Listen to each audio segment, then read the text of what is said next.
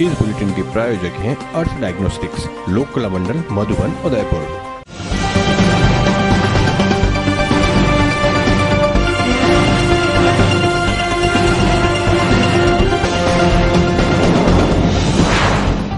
नमस्कार, आप देख रहे हैं 18 उदयपुर न्यूज। आपके साथ मैं हूं कृतिका चौबीसा। खबरों को विस्तार से जानेंगे। फिलहाल एक नजर अब तक की तमाम बड़ी खबरों पर। निगम में बंदी का पत्र स्पीड पोस्ट से पहुंचा पार्षदों तक। किरदारों ने आरोपों को किया खारिज। चौधरी ने सिंघवी को ठहराया अयोग्य, चौहान को अधीक्षक बनाने का जिम्मेदार। शिव भक्तों को महाकाल के लिए अब देवस्थान विभाग की चौखट पर देनी होगी दस्तक। उपायुक्त बोले सेक्शन 38 में करो शिकायत, आगे विभाग लेगा एक्शन। उदयपुर चित्तौड़ हाईवे पर ट्रक और बस की भिड़ंत में 4 की मौत, कई घायल। समय पर पहुंची 108 ने बचा ली कई जानें।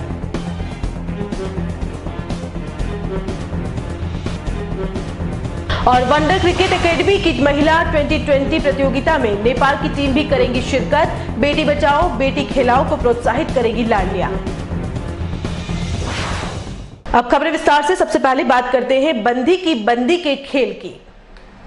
उदयपुर नगर निगम में बनी विभिन्न समितियों में से एक बड़े विभाग की समिति के अधीक्षक पर पूर्व और वर्तमान समिति को मासिक बंदी पहुंचाने के गंभीर आरोप लगे हैं। शुक्रवार को स्पीड पोस्ट के जरिए पार्षदों को एक पत्र प्राप्त हुआ, जिसमें गैराज समिति के अधीक्षक बाबूलाल चौहान पर पूर्व उप महापौर लोकेश द्विवेदी को 6 लाख और वर्तमान गैराज समिति अध्यक्ष मनोहर चौधरी को 3 लाख रुपए प्रतिमाह बंदी के रूप में देने के गंभीर आरोप लगाए गए हैं। वहीं इस पत्र में कुल 12 बिंदु शामिल कर रखे हैं और 10 बिंदुओं पर सिर्फ आरोप ही है, जिसमें पेट्रोल डीजल, वाहन चालक टेंडर, गाड़ियों के मेंटेनेंस का ठेका, बैटरी, टायर, होमगार्ड भर्ती, वेल्डिंग, गुलाबबाग में ट्रेन और झीलों में जेटियों से संबंधित घोटाले बताए गए हैं। आरोप पत्र के बिंदु संख्या 12 में स्पष्ट किया गया है कि गैराज अधीक्षक की पोस्ट पर अयोग्य व्यक्ति को बिठाया गया है। बड़ी बात तो यह है कि इस बिंदु का समर्थन वर्तमान गैराज समिति अध्यक्ष मनोहर चौधरी ने भी किया है। जब एटीएन उदयपुर न्यूज की टीम ने मनोहर चौधरी से बात की तो उन्होंने स्पष्ट किया कि गैराज में कोई घोटाला नहीं होने का दावा तो नहीं कर सकते, लेकिन जो आरोप पत्र मिला है उसे कोई साबित करके बता दे। साथ ही मनोहर चौधरी ने बताया कि वर्तमान उप महापौर पारस सिंघवी ने ही बाबूलाल चौहान को गैराज समिति अध्यक्ष रहते हुए अधीक्षक बनाया था और जब उन्हें यह पद दिया गया तब बाबूलाल गाड़ियों के रखरखाव का कार्य करते थे। ऐसे में अयोग्य व्यक्ति को अधीक्षक के पद पर बिठाने और अब तक सिरमौर बनाए रखने का जिम्मेदार भी पारस सिंघवी को ही बताया है।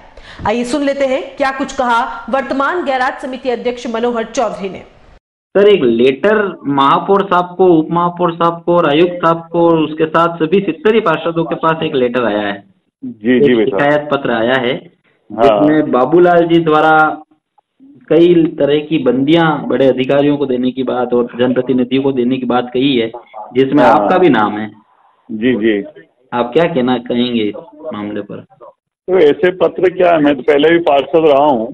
क्या कोई अधिकृत आदमी सामने आकर कहे क्या, ये कहना और लेटर टाइप कराना आजकल तो अभिषेक की बहुत मामूली बात है और पुराने में कई बोर्ड में हमने ऐसे कई काम देखे हैं। क्या अगर ऐसा कुछ हो तो साबित करके दे दे कि हम लोगों ने उनसे 1 रुपया भी गैराज में 1 रुपया छोड़ दो 1 पैसा भी कभी किसी से लिया हो, सामने आके फ्रंट में आके साबित कर दे या आके भी उपस्थित हो जाए।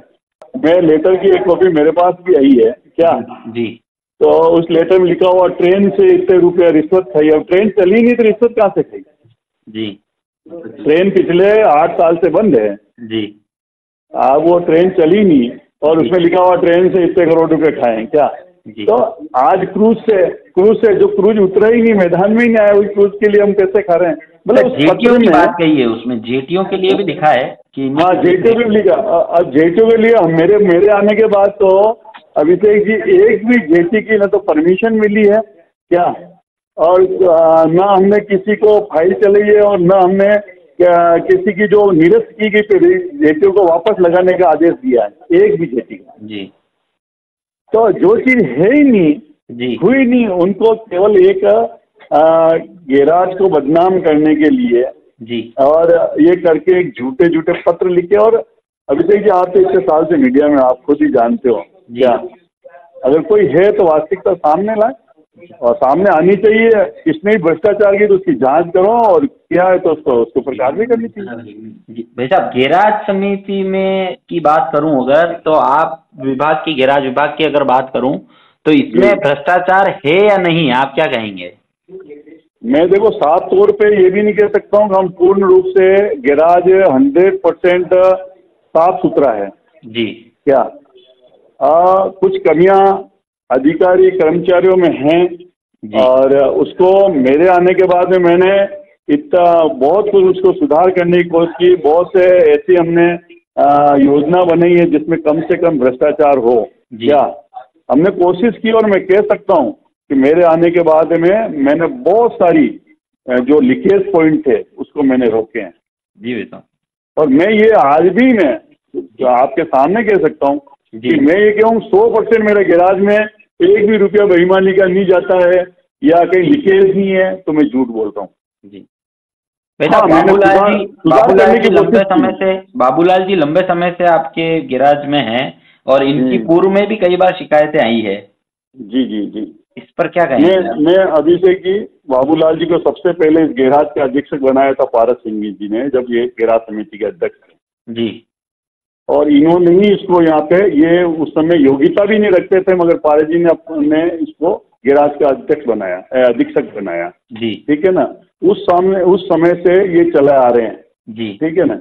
मुझे आए तो आज गैराज में 1 साल हुआ है अभिषेक जी। मगर उसके पहले मैं यूँ कहता हूँ कि जो भ्रष्टाचार लंबे समय से चल रहे थे, और तो क्यों नहीं रोकने की कोशिश की उनको? जी। क्यों नहीं यहाँ से ट्रांसफर करवा दिया गया? क्यों नहीं उनको हटा दिया गया? क्यों उनको जांच करके, उनको साबित करके यहाँ से उनको निलंबित कर दिया गया? जी। मैं कह रहा हूँ आज आखिर वो आदमी करीब शायद मेरे साथ याद है 96 से जी इस गैराज का अधीक्षक है बेटा। जी। और पारस जी ने लगाया सबसे पहले इसको। जी। तो भाई साहब, इसके अंदर एक 12वां पॉइंट जो लिखा है, जिसमें इनकी डिग्री की जांच करवाने, और ये यांत्रिक इंजीनियर है या नहीं, या फर्जी डिग्री से ये इसमें लगे हुए हैं, इसकी जांच करने के लिए भी इसमें अनुरोध किया गया है। आप मानते हैं क्या इसको? मैं फिर आपको एक ही बात करूं, 96-7 में जब इसको अधीक्षक लगाया जी, उस समय के वर्तमान के जो अध्यक्ष थे, उन्होंने कागज चेक किए होंगे और उन्होंने जांचे होंगे, कुछ किया होगा, या इन्होंने डिप्लोमा कर रखा नहीं कर रखा, ये उस समय का मैटर था। इतने सालों से हो तो उनको जांच का, अगर वास्तव में किसी को शंका है तो जांच करने में कोई बुराई भी नहीं है। कागजों की जांच होनी चाहिए, उसमें क्या। जी। और मैं तो ये कह रहा हूँ, आखिर मैं अब सच कह रहा हूँ, जब मैं तो आज उस समय भी कह रहा हूँ, जब उनको उस समय लगाया गया तब तो वो योग्य, मैं कह सकता हूँ क्योंकि मैं भी उस समय पार्षद था। जी। मैं उस समय इलेक्ट्रिक समिति का चेयरमैन था। जी। क्या जी। तो मैं कह सकता था उस समय जब यादव साहब की एकदम डेथ हो गई थी, हमारे गैराज अधीक्षक थे यादव साहब जी, तो उस समय इनको लगाए थे। तो उस समय ये तो गाड़ियाँ ठीक करते थे, गाड़ियों के नीचे घुस के और सब इंजन खोलते थे, ठीक करते थे। इनको उठा के नया गैराज अधीक्षक बनाया। ये तो उस समय के अधिकारी बता सकते हैं कि इनके कागज सही है, अभिषेक जी नहीं है। तो देखा आपने किस तरह गैराज समिति अध्यक्ष मनोहर चौधरी ने अपने पर लगे आरोपों को सिरे से खारिज करने और उन्हें किसी भी मंच पर खुलेआम साबित करने की बात कह डाली। वहीं वर्तमान उपमहापौर को भी आड़े हाथों लेते हुए चौधरी ने कहा कि अयोग्य व्यक्ति को गैराज अधीक्षक बनाने का श्रेय पारस सिंघवी का ही है, और दबे स्वर में गैराज में हो रहे घोटालों पर सहमति भी जताई है। यदि मनोहर चौधरी की बात को सत्य माने तो उपमहापौर पारस सिंघवी द्वारा कही गई बात भी सोचने का विषय है, क्योंकि जब हमने सिंघवी से बात की तो उन्होंने अब तक पत्र प्राप्त नहीं होने की बात कही। हालांकि जो आरोप पत्र पार्षदों तक पहुंचा है उसमें महापौर, उपमहापौर और कमिश्नर को प्रति भेजने की बात भी लिखी है। सिंघवी ने स्पष्ट किया कि यदि आरोप सच पाए गए तो निगम द्वारा कार्रवाई की जाएगी। एक लेटर सभी पार्षदों को दिया गया है, 70 पार्षदों को, जिसके अंदर गैराज समिति में बाबूलाल जी द्वारा पहले उपमहापौर लोकेश जी द्विवेदी और अभी और इनको चंद्र सिंह कोठारी के समय की कुछ बंदियां बांध रखने की बात कही है, और कई तरह के घोटाले उसमें दिखाए गए हैं। क्या कहेंगे सर? लेटर आपके पास भी आया होगा इसकी प्रति? नहीं, ये लेटर मेरे पास तो अभी कोई आया नहीं है। आप इसकी जानकारी दे रहे हो मेरे को, तो मुझे इसकी जानकारी नहीं है। कोई अगर लेटर आया है और वास्तविकता इससे क्या है क्या नहीं है मेरे को जानकारी नहीं, लेटर आएगा तो उसके ऊपर फिर संज्ञान लीजिए। उदयपुर नगर निगम के गैराज पर हुए इस घमासान के बाद जब हमने बाबूलाल चौहान से बात करनी चाही तो उन्होंने स्पष्ट किया कि वह सत्य की कोई भी परीक्षा देने को तैयार है। जो आरोप पत्र पार्षदों के साथ महापौर, उपमहापौर और कमिश्नर साहब को भेजा गया है वह निराधार है और गैराज में आज तक किसी प्रकार का कोई भ्रष्टाचार नहीं हुआ है। इसका भी दावा बाबूलाल चौहान द्वारा किया गया, जबकि गैराज समिति अध्यक्ष मनोहर चौधरी ने कहा था कि गैराज में भ्रष्टाचार नहीं होने की बात कहें तो यह झूठ होगी। मैं वैसा ये पूछ रहा था, एक लेटर आपके नाम का स्पीड पोस्ट से महापौर साहब को, उप महापौर साहब को और कमिश्नर साहब को भेजा गया है। हाँ हाँ, और 70 पार्षदों को भी दिया गया है। अच्छा अच्छा अच्छा, स्पीड पोस्ट से आया है, जिसके अंदर ये आरोप लगाए गए हैं कि बाबूलाल जी, मतलब आपने पहले वाले उप महापौर साहब को 6 लाख रुपए की बंदी कर रखी थी जिससे आपके घोटाले उजागर न हो। दूसरा ये कि अभी जो मनोहर चौधरी साहब हैं इनको भी आपने 3 लाख रुपए की बंदी लगा रखी है। भाई साहब जी अशोक कई री सके के यार वैसा अशोक कर सकूं कई मुँह यार वैसा मुँह कटू दूंगा आना ने, है ना, मैं कड़ी जी मुँह दूंगा आना ने, हमारी तनख्वाह मुँह दूंगा कई आना ने, और मुँह कड़ी बात रहा दूंगा आना ने भाई साहब जी यार। लेटर में लिखा भाई साहब कि पेट्रोल और डीजल में, वाहन चालकों के टेंडर में, इन सब। अरे भाई साहब जी जो कई अशोक कर सकूं कई मुँह आप ही अब कई क्यों भाई साहब मुँह आपने है ना, झूठ तो कई बोलूं कड़ी मैंने सत्यता रे लिए कई करनो पड़े मैंने वो करवाना तैयार हूँ मैं, है ना भाई साहब। अशोक मुँह कर सकूं कई ना, अशोक मुँह कट्टू दूंगा आना लोग ने, है ना, हमारी नौकरी करूंगा कि आना ने पाल लूंगा मुँह, है ना। करीब भाई साहब 2 पेज का लेटर है जो सभी पार्षदों को गया है और इन महापौर, उप महापौर साहब और कमिश्नर साहब को भी गया है। आप क्या कहना चाह रहे हो इस विषय पे?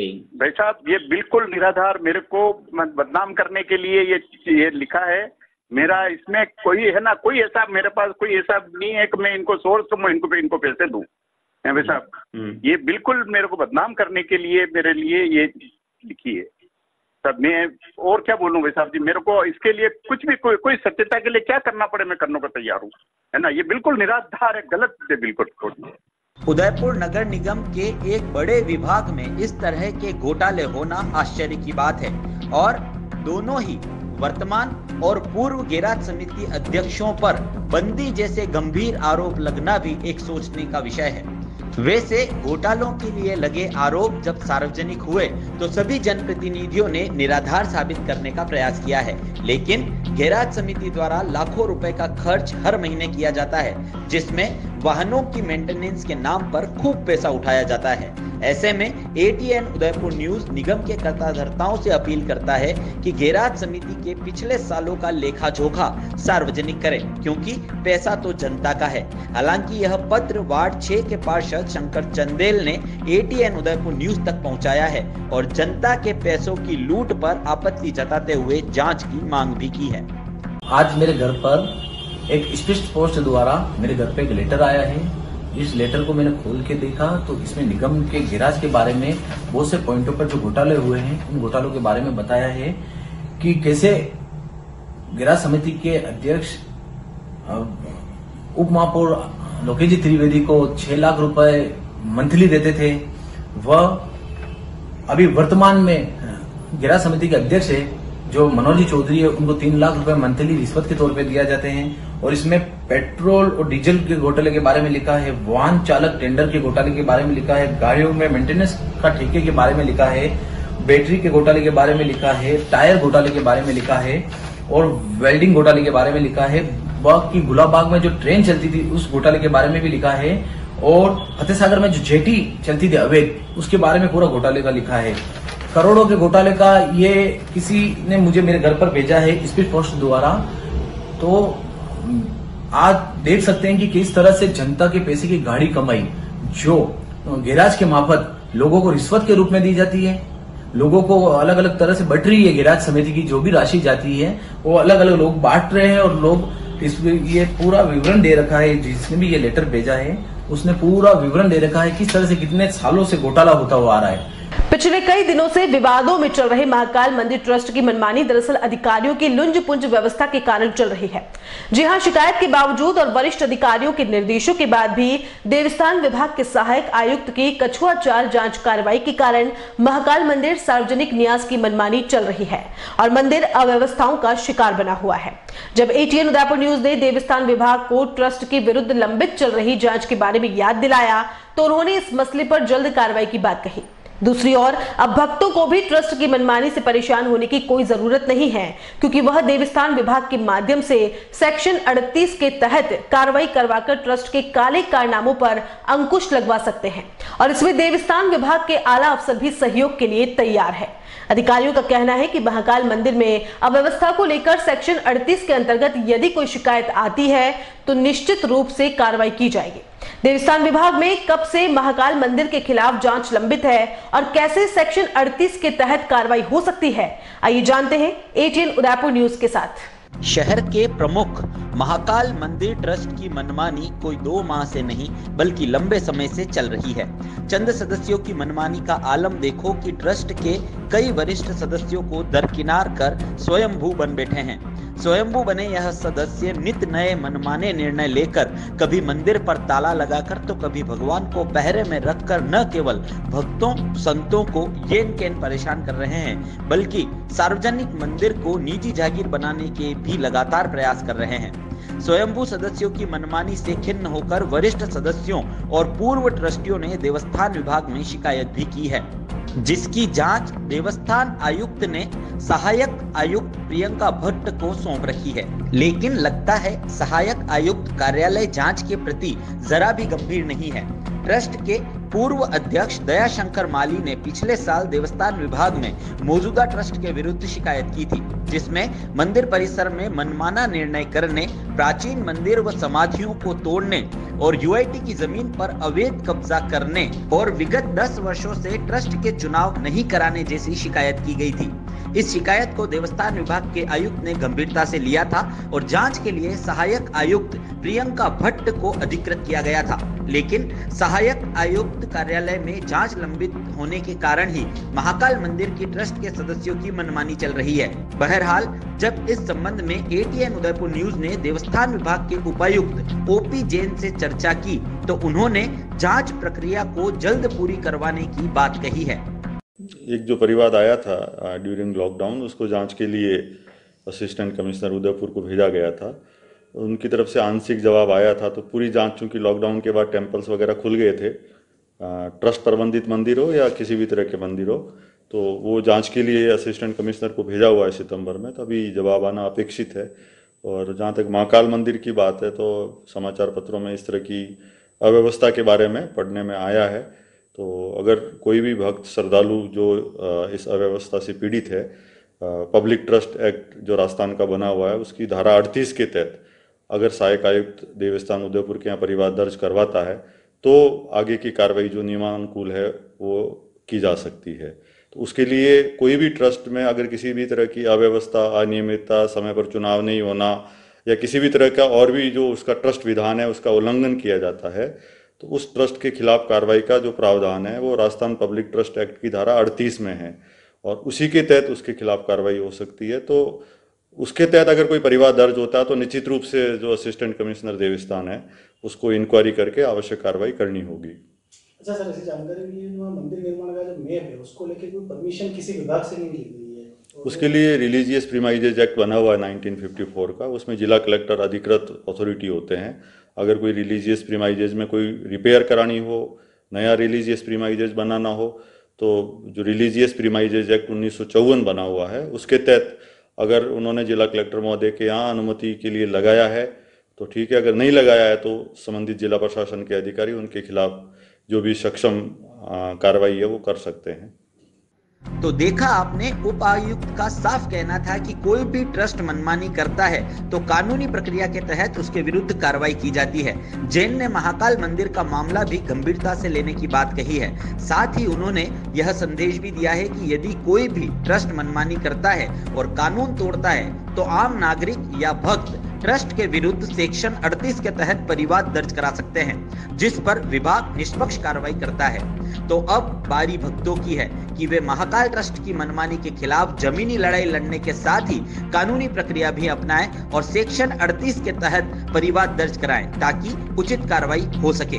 कहते हैं कानून से ऊपर कोई नहीं है और अनाचार के विरुद्ध जब जनता जनार्दन अपनी आवाज बुलंद करती है तो न्याय जरूर मिलता है। ऐसे में अब यह भी जरूरी हो गया है कि महाकाल ट्रस्ट की मनमानी के विरुद्ध कानूनी लड़ाई भी लड़ी जाए और इसके लिए सेक्शन 38 भक्तों की ढाल बन सकता है। दूसरी ओर देवस्थान सहायक आयुक्त से भी यही उम्मीद की जा सकती है कि वे जल्द निष्पक्ष जांच कार्रवाई करें ताकि ट्रस्ट की मनमानी पर सख्ती से अंकुश लगा सके। संभाग के चित्तौड़गढ़ जिले के डिठोला चौराहे के पास एक ट्रक और लोक परिवहन बस की जबरदस्त भिड़ंत में बस में सवार 4 लोगों की मौके पर ही मौत हो गई जबकि 2 दर्जन से अधिक लोग घायल हो गए। हादसा इतना भीषण था कि ट्रक की टक्कर से बस पलटी खा गई और ट्रक अनियंत्रित होकर हाईवे के किनारे स्थित चित्रकूट रिसोर्ट की दीवार में जा घुसी। घायलों में 3 लोगों की हालत गंभीर बताई जा रही है। कुछ घायलों को उदयपुर के लिए रेफर किया गया है। बस में लगभग 50 लोग सवार थे। हादसे के दौरान 3 घायलों ने मौके पर ही दम तोड़ दिया था जबकि एक घायल की उपचार के दौरान मौत हो गई। प्राप्त जानकारी के अनुसार शुक्रवार को उदयपुर से चित्तौड़गढ़ की ओर आ रही लोक परिवहन की बस को ओवरटेक करते हुए तेज गति से आ रहे ट्रोले ने चपेट में ले लिया जिससे बस पलटी खा गई और बस में सवार लोग गंभीर रूप से घायल हो गए जिन्हें 108 की मदद से अस्पताल ले जाया गया। वारदात की सूचना मिलते ही जिला कलेक्टर के शर्मा, अतिरिक्त पुलिस अधीक्षक तृप्ति विजयवर्गीय, एसडीएम श्याम सुंदर बिश्नोई, पुलिस उपाधीक्षक मनीष शर्मा, पूर्व विधायक सुरेंद्र सिंह जाड़ावत, सभापति संदीप शर्मा, नेता प्रतिपक्ष सुरेश चवर सहित कई लोग चिकित्सालय पहुंचे और घायलों की कुशलक्षेम पूछी। देखिए, आज एक राजस्थान लोक परिवहन निगम की बस उदयपुर से दिगवाड़ा जा रही थी और डिठोला चौराहे है हाईवे पे, उसके पास में जो गट है उसमें वो एक कंटेनर से भिड़ गई थी, उसमें एक्सीडेंट हुआ है, पलटी खा गई बस। 3 डेथ हुई है और लगभग 20 के करीब घायल हैं जिनको हॉस्पिटल में भर्ती करवा दिया गया है। उपचार जारी है। 2 घायल में से सीरियस है जिनको उदयपुर रेफर किया गया है और यहाँ सारी उपचार की व्यवस्थाएं हैं और उपचार चल रहा है। बंडर सीमेंट क्रिकेट एकेडमी और गोल्ड स्पोर्ट्स के संयुक्त तत्वावधान में अखिल भारतीय बेवाड़ महिला प्रीमियर लीग का आयोजन 14 से 21 फरवरी तक किया जा रहा है। बेटी बचाओ बेटी खिलाओ स्लोगन के तहत T20 टूर्नामेंट रंगीन पोशाक और व्हाइट बॉल द्वारा पैसिफिक स्पोर्ट्स कॉम्प्लेक्स मैदान पर आयोजित होगी। इस संदर्भ में शुक्रवार को एक प्रेस वार्ता आयोजित करते हुए सचिव रेणुका भारद्वाज ने बताया कि मेवाड़ प्रीमियर लीग राजस्थान का सबसे बड़ा महिला T20 क्रिकेट टूर्नामेंट है। इस टूर्नामेंट में नेपाल, उत्तराखंड, बंगाल, यूपी, हरियाणा, दमन-दीव, राजस्थान की 2 टीमों सहित 8 टीमें भाग लेंगी। इन टीमों को 2 ग्रुपों में रखा जाएगा। प्रत्येक ग्रुप में 4 टीमें होंगी और शीर्ष 2 टीमें सेमीफाइनल के लिए क्वालिफाइड होंगी। प्रतियोगिता की विजेता टीम को 51,000 रुपए और उपविजेता टीम को 31,000 रुपए नगद राशि के साथ ट्रॉफी भेंट की जाएगी। मैन ऑफ द मैच, सर्वश्रेष्ठ बल्लेबाज, सर्वश्रेष्ठ गेंदबाज को आकर्षक पुरस्कार दिए जाएंगे। उन्होंने यह भी कहा कि प्रत्येक टीम को रंगीन ड्रेस दी जाएगी। साथ ही सभी खिलाड़ियों के लिए प्रतिदिन नाश्ते और भोजन की व्यवस्था भी आयोजकों के द्वारा की गई है। इसमें खास बात यह है कि सभी मैच BCCI के नियमों के अनुसार खेले जाएंगे। प्रेस कॉन्फ्रेंस के दौरान उदयपुर क्रिकेट एसोसिएशन के अध्यक्ष मनोज भटनागर, गोल्ड स्पोर्ट्स के सुनील सोनी और क्रिकेट कोच मनोज चौधरी भी उपस्थित रहे। और बुलेटिन में यहां रुकेंगे एक ब्रेक के लिए। आप देखते रहिए ATN उदयपुर न्यूज।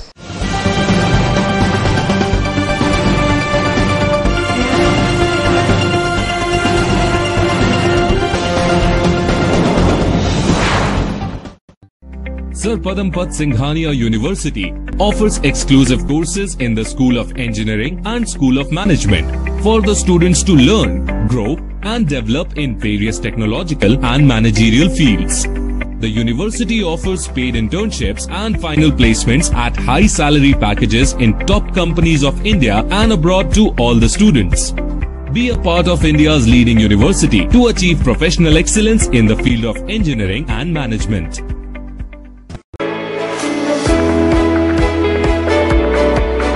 उदयपुर का जनार्दन राय नागर राजस्थान विद्यापीठ डीम्ड विश्वविद्यालय शिक्षा के क्षेत्र में एक अग्रणी संस्था है।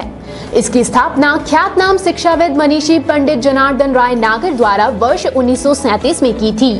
वर्तमान में यहाँ पर science, commerce, arts, law, physical, computer science, IT के साथ साथ मेडिकल में होम्योपैथी एवं फिजियोथेरेपी के कोर्स चल रहे हैं।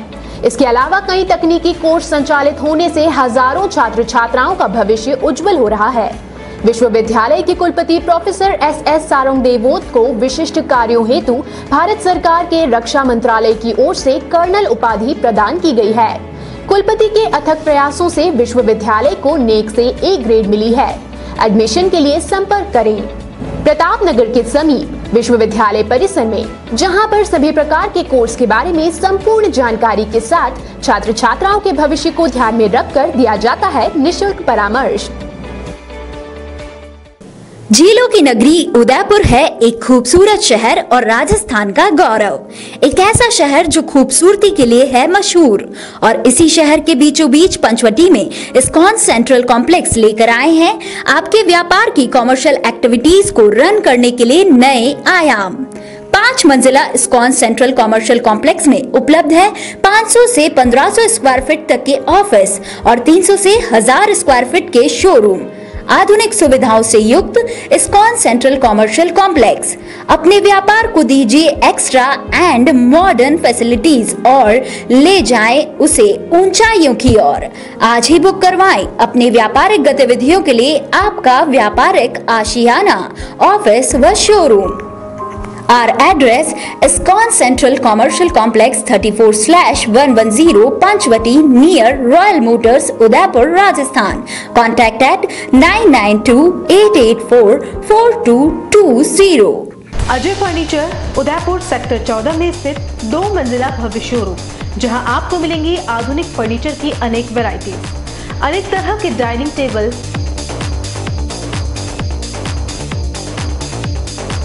सोफा सेट,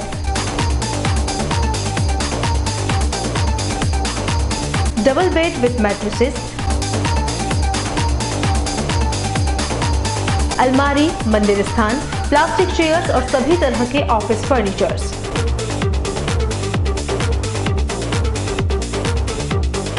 अपना घर सजाने के लिए कैश की चिंता छोड़ दीजिए।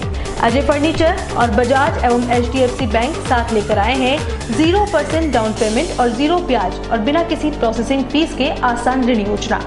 हॉस्पिटल, होटल्स, कॉलेज, कॉर्पोरेट और सभी तरह के गवर्नमेंट और नॉन गवर्नमेंट इंस्टीट्यूट्स पर फर्नीचरों के विशेषज्ञ। नवरात्रि, दिवाली विशेष ऑफर्स। 4 प्लास्टिक चेयर्स के साथ 1 टेबल फ्री, सोफा सेट के साथ centre table free. Corona warriors के लिए विशेष डिस्काउंट। एक बार पधार कर सेवा का मौका अवश्य दें। एक्सचेंज ऑफर, पुराना फर्नीचर लाइए और नया फर्नीचर ले जाइए। सिर्फ 24 घंटे में अपनी मनचाही डिजाइन और अपना मनपसंद कपड़ा लगवाकर सोफा बनवाइए। Address D1 year community centre, sector 14, हिरन मगरी, उदयपुर। कॉल अस 8233206262।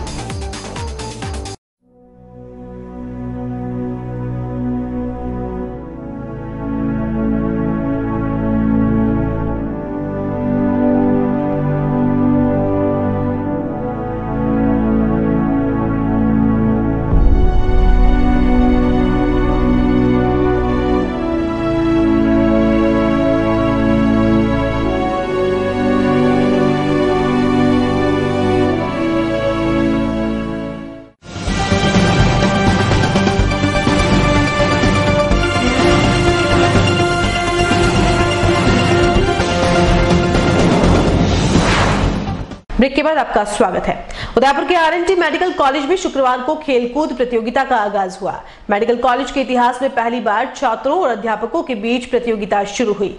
नीव 2021 नाम से आयोजित हो रही इस प्रतियोगिता के माध्यम से छात्रों और अध्यापकों में आपसी संबंध मजबूत करने और स्ट्रेस को कम करने की कोशिश की जा रही है।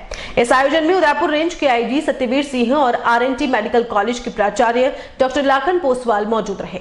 वॉलीबॉल मैच के शुभारंभ के साथ प्रतियोगिता का आगाज हुआ। इस कार्यक्रम के अंतिम दिन सांस्कृतिक आयोजन भी होंगे। देखो, RNT के इतिहास में पहली बार रेजिडेंट डॉक्टर्स वर्सेस टीचर्स जो हैं, जो हमारे सीनियर डॉक्टर्स हैं, फैकल्टी मेंबर्स हैं, उनके बीच में ये स्पोर्ट्स कंपटीशन, ये प्रतियोगिता आयोजित की जा रही है जिसका नाम नीव 2021 रखा है। इसमें रेजिडेंट डॉक्टर्स एसोसिएशन जो है उसके प्रेसिडेंट डॉक्टर राहुल गिठाला और हमारे जो फैकल्टी मेंबर्स हैं उन्होंने मेहनत करके ये गेम्स आयोजित किए हैं। और हमारे जो टीचर्स हैं, जो सीनियर डॉक्टर्स हैं, जिनको वैसे रूटीन में काम करने की वजह से और घर के व्यस्तता के कारण खेलने का टाइम नहीं मिल पाता, परंतु खेलने की प्रतिभा उनके अंदर है। पहले स्टूडेंट लाइफ में खेलते थे, उनको अभी मौका मिलेगा अपनी प्रतिभा दिखाने का, और स्टूडेंट्स को भी टाइम मिलेगा, क्योंकि रेजिडेंट डॉक्टर हमारे ऐसे होते हैं जो सबसे ज़्यादा काम करते हैं। उनके पास में वक्त की बहुत कमी होती है, सारे पेशेंट्स को 24 घंटे वही मैनेज करते हैं। तो उनको भी खेल के जरिए उनका स्ट्रेस है वो भी रिलीव होगा। एक टीचर्स और स्टूडेंट्स के बीच में जो सामंजस्य, जो एक मेल जोल है और एक दूसरे के प्रति जो एक सद्भाव है वो भी बढ़ेगा। मैं आरएनटी में पहली बार पीजी पोस्ट ग्रेजुएशन वाले बच्चे भी और फैकल्टी भी पहली बार इस कैंपस में ऐसा कुछ ऑर्गेनाइज हुआ है और पार्टिसिपेट, मतलब अभी तो मैंने किया नहीं है, टेबल टेनिस और बैडमिंटन में सोचा है, बट मुझे बहुत अच्छा लग रहा है कि ये देखते हुए भी वॉलीबॉल का मैच अभी साइड में चल रहा है, इधर खो खो का चल रहा है, तो मैं खुद बहुत उत्साहित हूँ इन सब में पार्टिसिपेट करने के लिए, और अगर कुछ प्राइज़ मिलता है तो मुझे बहुत खुशी होगी। और सब कुछ हमारे प्रिंसिपल सर और जो सारे स्टूडेंट्स फैकल्टीज़ हैं उनके कोऑपरेशन से हो रहा है, तो ये और भी खुशी की बात है। और मैं सबको बोलना चाहूँगी कि ये बहुत अच्छी एक्टिविटीज़ है, हमें डे टू डे लाइफ में करना चाहिए वॉकिंग, साइकिलिंग, बट हम लोग करते नहीं है। तो हमको अगर साल में कभी कुछ करने का मौका मिल रहा है ना, तो इसमें ज़्यादा से ज़्यादा लोगों को पार्टिसिपेट करने के लिए मैं मोटिवेट करूँगी कि सब स्टूडेंट्स और फैकल्टीज़ इसमें पार्टिसिपेट करें। उदयपुर जिले की बल्लभनगर विधानसभा सीट पर आगामी दिनों में होने वाले उपचुनाव से पहले कांग्रेस और जनता सेना को झटका लगा है। कुरावड़ पंचायत समिति के गुड़ली गांव में से कांग्रेस और जनता सेना के 25 कार्यकर्ताओं ने भारतीय जनता पार्टी का दामन थाम लिया है। गुड़ली गांव में भाजपा की हुई बैठक में इन सभी कार्यकर्ताओं ने भाजपा की सदस्यता ग्रहण कर ली। बल्लभनगर विधानसभा प्रभारी उदयलाल डांगी की मौजूदगी में सदस्यता ग्रहण करने वाले कार्यकर्ताओं को डांगी ने उपरना उड़ाकर स्वागत किया। इस मौके पर उदयलाल डांगी ने साफ किया कि जिस तरह से कांग्रेस और जनता सेना के कार्यकर्ताओं ने भाजपा में विश्वास जताया है, ये शुभ संकेत है। आने वाले समय में होने वाले उपचुनाव में भाजपा की जीत निश्चित है। बैठक में भाजपा मंडल अध्यक्ष कालूलाल लोहार, कुरावड़ प्रधान कृष्णा मीणा, पूर्व जिला प्रमुख शांतिलाल मेघवाल, जिला परिषद सदस्य मदन सिंह सहित भाजपा के कई कार्यकर्ता और पदाधिकारी मौजूद थे। उदयपुर शहर के प्रतापनगर थाना क्षेत्र के पुरोहितों की मादड़ी इलाके में बीती रात को चोरों ने बंद पड़े कमरे को निशाना बनाया और उसमें से कपड़ों के साथ साथ नकदी ले गए। इस घटना की जानकारी भी तब हुई जब कमरे में आग लगने के बाद धुआं उठने से आसपास के लोगों को पता चला।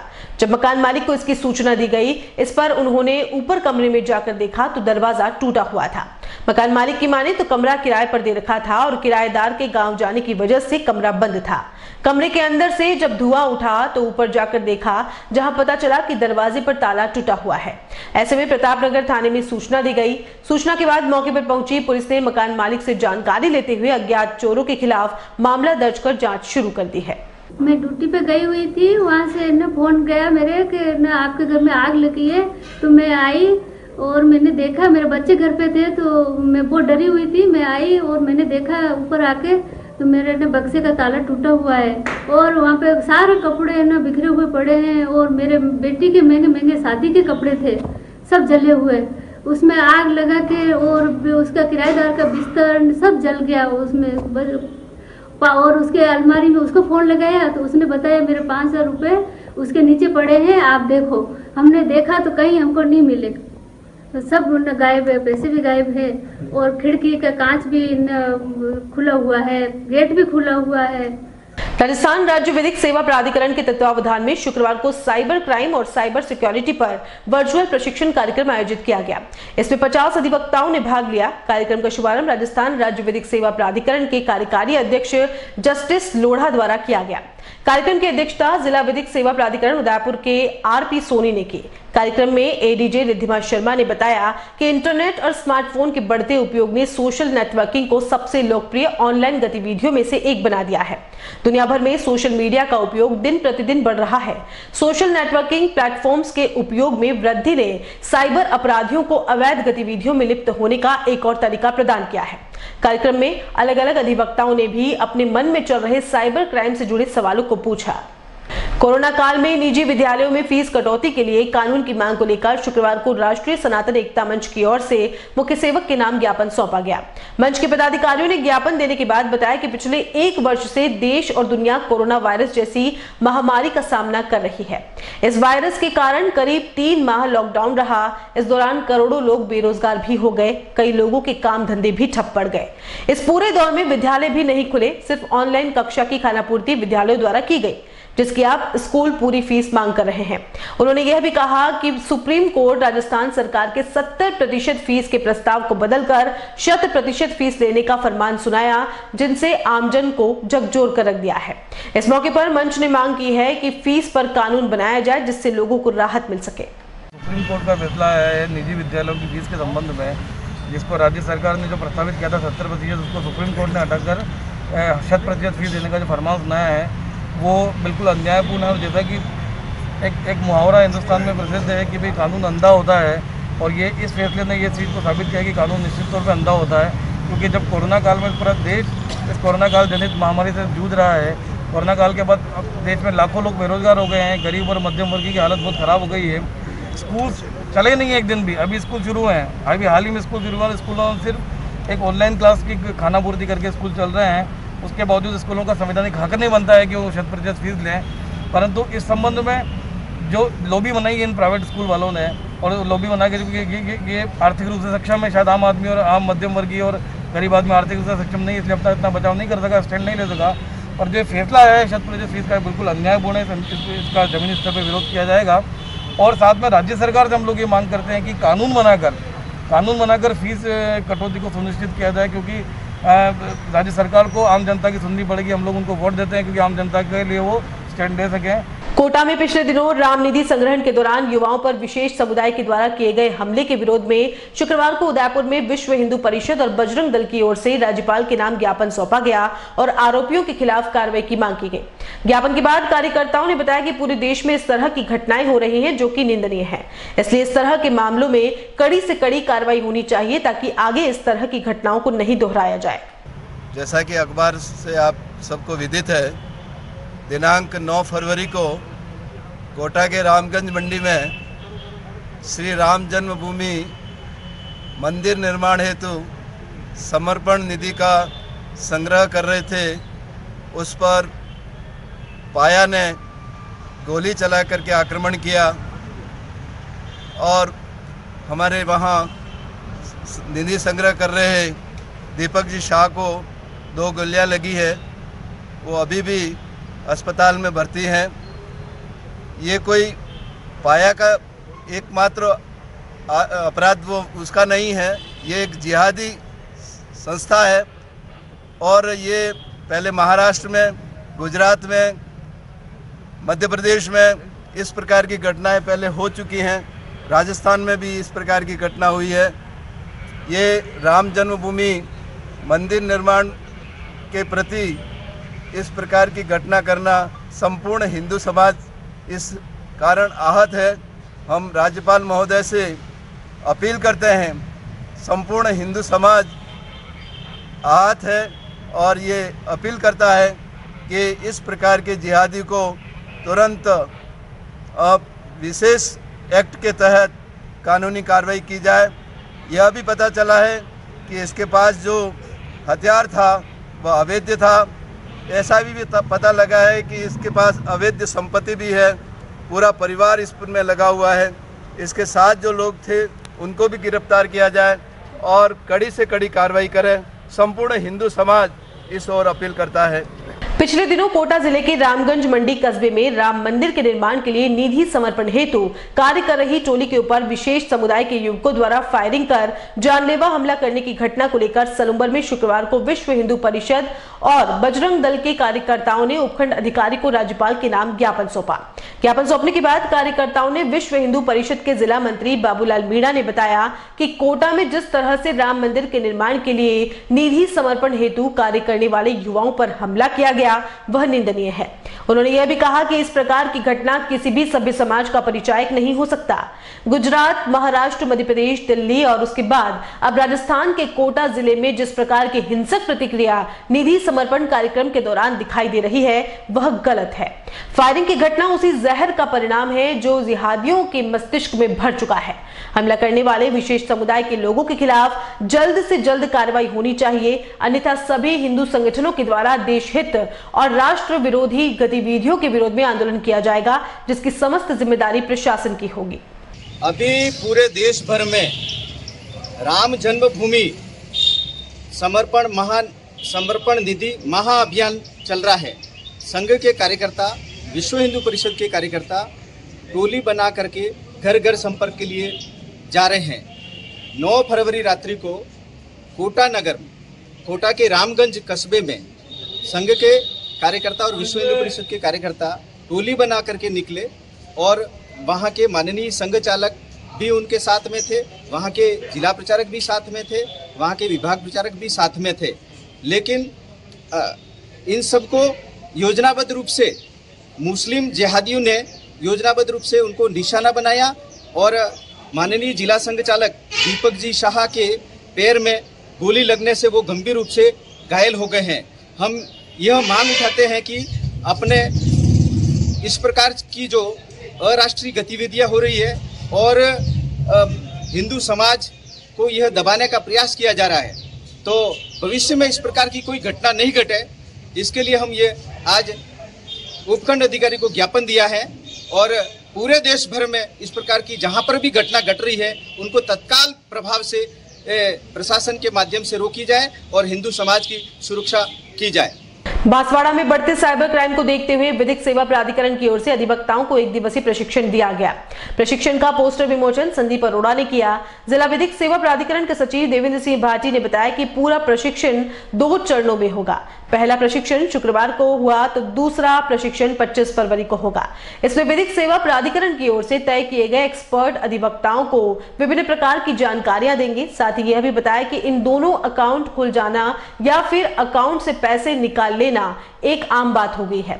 सोशल मीडिया पर भी कई लोगों के साथ चीटिंग होती है। ऐसे में इनके मामलों को किस तरह हैंडल किया जाए और आगे की कार्रवाई कैसी की जानी चाहिए, इन सब बिंदुओं की इस प्रशिक्षण में शिविर में जानकारी दी जाएगी। आज माननीय राजस्थान राज्य विधिक सेवा प्राधिकरण द्वारा जो साइबर क्राइम आजकल बढ़ रहे हैं, क्योंकि जैसे जैसे हम सोशल मीडिया और हम टेक्नोलॉजी का यूज़ कर रहे हैं खासकर वित्तीय लेन देन के लिए, तो ऑनलाइन फ्रॉड है और तरह के जो धोखाधड़ी के मामले ऑनलाइन काफ़ी आ रहे हैं, खातों में से पैसे निकलना, इस तरह से अकाउंट्स हैक होना, तो उनके प्रति लोगों में जागरूकता हो कि ये ऑफेंस क्या क्या होते हैं, इनसे कैसे बचना है और अगर किसी के साथ ऑफेंस हो जाए तो उसके लिए रिड्रेसल के उसको कहाँ रिपोर्ट करनी है, उसको क्या कार्रवाई करनी है। जैसे कि फाइनेंशियल क्राइम्स में आरबीआई की गाइडलाइन है कि अगर आपके खाते से पैसे अगर ऑनलाइन फ्रॉड के थ्रू चुरा लिए जाते हैं तो आपको 3 दिन में रिपोर्ट करनी जरूरी है। 3 दिन में रिपोर्ट करते हैं तो वो जो पैसा आपके खाते से गया है वो बैंक की जिम्मेदारी आपके खाते में डालेगा और बाद में उसकी कानूनी कार्रवाई होगी। तो इसकी जानकारी नहीं होने से कई बार हम समय पे इसकी रिपोर्ट नहीं कर पाते हैं और उसका नुकसान हमको झेलना पड़ता है। तो इस तरह के कई ऐसे चीज़ें हैं जो आप और हम भी जो इससे जो है उसके बारे में जागरूक नहीं है। आज ही स्पेशली जो हेडक्वार्टर के एडवोकेट्स हैं उनके लिए ये ट्रेनिंग प्रोग्राम रखा गया है ताकि वो लोग भी इसके बारे में खुद भी अवेयर हो और लोगों को भी अवेयर करें और वहाँ कहीं कोई ऐसा फ्रॉड का मामला आता है तो वो इफेक्टिवली उस मामले को टेकअप कर सके। तो आज जो ऑनरेबल एग्जीक्यूटिव चेयरमैन है रालसा के माननीय न्यायाधीश संदीप अरोड़ा जी, उन्होंने इसका शुभारंभ किया और एक ब्रोशर और बुकलेट का भी विमोचन किया है। और उसके बाद में अभी हमारे जो एक्सपर्ट्स हैं जो साबित लोग अलग अलग टॉपिक्स पे एडवोकेट्स को जो है ट्रेनिंग दे रहे हैं। बांसवाड़ा शहर के मोहन कॉलोनी चौराहे पर सड़क सुरक्षा माह के अंतर्गत एसपी काविंद्र सिंह सागर के निर्देश पर ट्रैफिक पुलिस द्वारा स्कूल और कॉलेज वर्ग की प्रतियोगिता आयोजित की गई थी, जिनमें विजेता रहे प्रतिभागियों को कलेक्टर अंकित कुमार सिंह, एसपी काविंद्र सिंह सागर और एडिशनल एसपी कैलाश सांधु ने पुरस्कृत किया। इसके अलावा ट्रैफिक पुलिस द्वारा शुरू किए गए नवाचार ट्रैफिक वॉलंटियर्स चैलेंज और ट्रैफिक वॉलंटियर्स के तहत बनाए गए लर्निंग ड्राइविंग लाइसेंस भी कलेक्टर और एसपी के हाथों बांटे गए। इस अवसर पर एसपी काविंद्र सिंह सागर ने कहा कि सड़क सुरक्षा को सिर्फ 1 माह तक सीमित ना रखें, ये आपके लिए है, आपके जीवन के लिए है। देखिए, आप सब लोग जानते हैं कि सड़क सुरक्षा माह जो है ये पूरा 18 जनवरी से और 18 फरवरी तक चल रहा है, जिसमें जो सड़क सुरक्षा के संबंध में लोगों के अंदर जागरूकता पैदा करना और लोगों को इस चीज़ के लिए आग्रह करना कि वो जो सड़क सुरक्षा को लेकर जो भी नियम और कानून बने हुए हैं उन सबकी पालना करें। इसी श्रृंखला में ये जो हमारे एक स्कूल के बच्चे हैं जहाँ पे एस्से और स्लोगन राइटिंग कंपटीशन जो है किया गया था सड़क सुरक्षा और जीवन रक्षा विषय पे, तो ये सब बच्चे जो इन्होंने उसमें फर्स्ट सेकंड थर्ड रैंक जो है प्राप्त की है, इसके लिए इन्हें पुरस्कृत किया गया। और यहाँ एक बार फिर से रुकेंगे एक ब्रेक के लिए, ब्रेक के बाद फौरन हाजिर होंगे।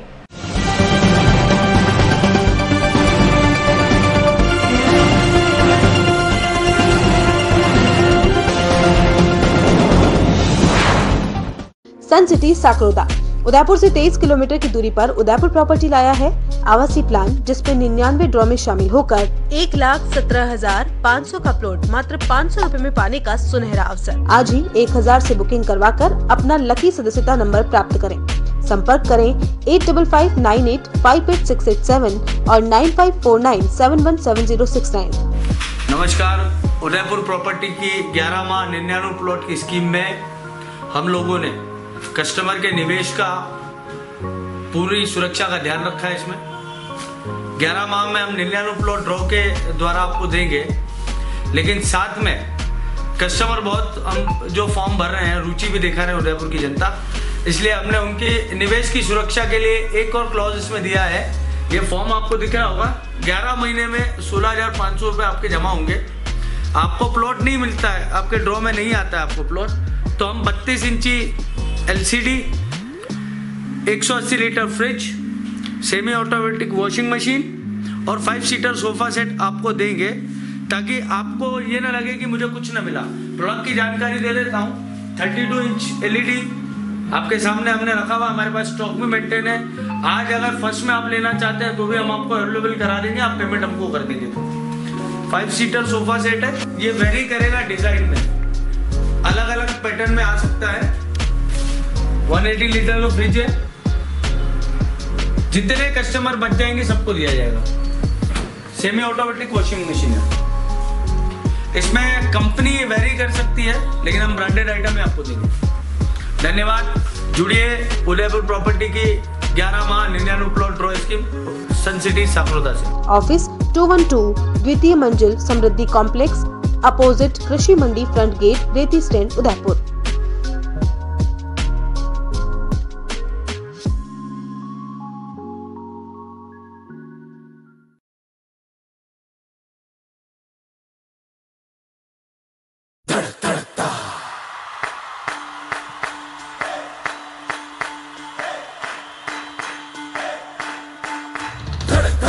जोश है तेरा केसर का बल्ला, घुमा पहुंचा दे तू जोश की गेंदे हर कोने में सबको बता।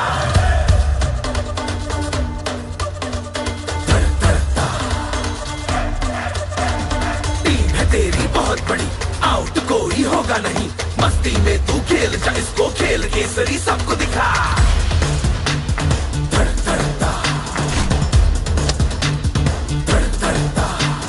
हर कोने में जोश चढ़ेगा, खेल केसरी सबको दिखा। धड़कता जोश है तेरा केसर का बल्ला, घुमा। जब हो जुबां पे केसर और जोश दिलों में, तो इंडिया खेलेगा अपने ही अंदाज से। विमल, बोलो जुबां केसरी।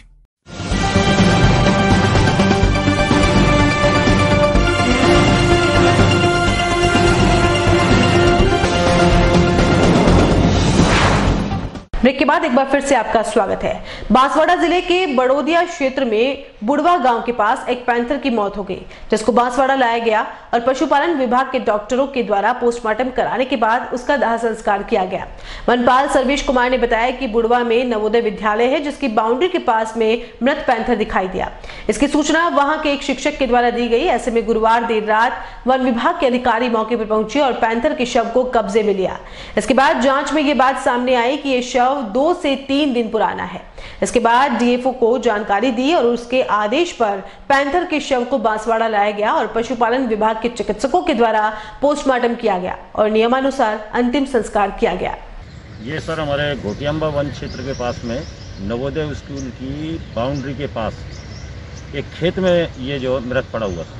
कितने दिन पुराना हो गया ये लगभग साहब 24 घंटे पुराना तो है। जो रात को जब हम लाए थे इसको वहाँ से, कल नवोदय स्कूल के एक टीचर हैं मीणा जी, उन्होंने इसकी सूचना दी थी। हम वो सूचना जैसे ही मिली हम तुरंत वहाँ मौके पर पहुँचे और मैं स्टाफ के उसको गाड़ी करी और गाड़ी में उसको लेके नहीं रात को यहाँ हॉस्पिटल लेके आए। हॉस्पिटल में लाके नहीं पीएम के लिए डॉक्टर साहब से संपर्क किया, उन्होंने कहा सुबह जो पीएम करेंगे। तो अभी हम इसका दाह संस्कार करेंगे पीएम कराने के बाद। अभी डॉक्टर साहब आ रहे हैं। जेकेएलसी सिक्सर सीमेंट द्वारा बिलवाड़ा में कोविड-19 के निर्देशों की पालना करते हुए सह विक्रेता सम्मेलन का आयोजन किया गया। नंदनी रिजॉर्ट में आयोजित सह विक्रेता सम्मेलन में कंपनी के सेल्स प्रमोटर अभिषेक मंडोवरा, तकनीकी प्रमुख डीएन नागर, रीजनल हेड पुनीत अग्रवाल, क्षेत्रीय प्रबंधक रवि चौधरी, तकनीकी सहायक राजकुमार छिपा मौजूद रहे। कार्यक्रम का संचालन जिला अधिकारी दीपेश कुमार ने किया। इस अवसर पर इंजीनियर अभिषेक कुमार ने जेकेएलसी सिक्सर सीमेंट की विशेषताओं के बारे में बताया। आपको बता दें कि जेकेएलसी सिक्सर सीमेंट का नवीनतम product Super Sixer Weather Guard है, जो प्रीमियम सीमेंट कैटेगरी में अग्रणी उत्पाद है। कंपनी ने हाल ही में क्रिकेटर रोहित शर्मा को अपना ब्रांड एम्बेसडर नियुक्त किया है। अखिल वोराट जैन श्वेतांबर मूर्ति पूजक संघ हिमाचल सूरीनगर चारभुजा चौराहा के अध्यक्ष पद पर चुनाव टाई होने के बाद दोनों प्रत्याशियों की सहमति से गोटी डाली गई, जिसमें चंडालिया को प्रथम 2.5 साल के लिए और बाद में 2.5 साल के लिए कोठारी को अध्यक्ष मनोनीत किया गया। मजेरा निवासी महेंद्र मोहनलाल कोठारी और लक्ष्मीलाल चंडालिया को 2.5 साल के लिए अध्यक्ष चुना गया। चुनाव पर्यवेक्षक विनय हिंगड़ और मांगीलाल कोठारी के निर्देशन में निर्वाचन अधिकारी गोपाल हिंगड़ औलादर ने शुक्रवार को चुनाव संपन्न करवाए। संघ के सुरेश मेहता ने बताया कि चुनाव में कुल 16 गांव के 23 ट्रस्टियों ने मतदान किया। इससे पूर्व अध्यक्ष पद हेतु रिछेड़ निवासी लक्ष्मीलाल चंडालिया और मजेरा निवासी महेंद्र कोठारी ने आवेदन किया, जिसमें कोठारी को 11 और चंडालिया को भी 11 मत प्राप्त हुए, जबकि 1 मत निरस्त हो गया, जिससे चुनाव टाई हो गया। बाद में दोनों प्रत्याशियों ने बंद कमरे में सलाह कर निर्णय लिया। और चलते चलते एक नजर अब तक की सुर्खियों पर। निगम में बंदी का पत्र स्पीड पोस्ट से पहुंचा पार्षदों तक। किरदारों ने आरोपों को किया खारिज। चौधरी ने सिंघवी को ठहराया अयोग्य, चौहान को अधीक्षक बनाने का जिम्मेदार। शिव भक्तों को महाकाल के लिए अब देवस्थान विभाग की चौखट पर देनी होगी दस्तक। उपायुक्त बोले सेक्शन 38 में करो शिकायत, आगे विभाग लेगा एक्शन। उदयपुर चित्तौड़ हाईवे पर ट्रक और बस की भिड़ंत में 4 की मौत, कई घायल। समय पर पहुंची 108 ने बचा ली कई जानें।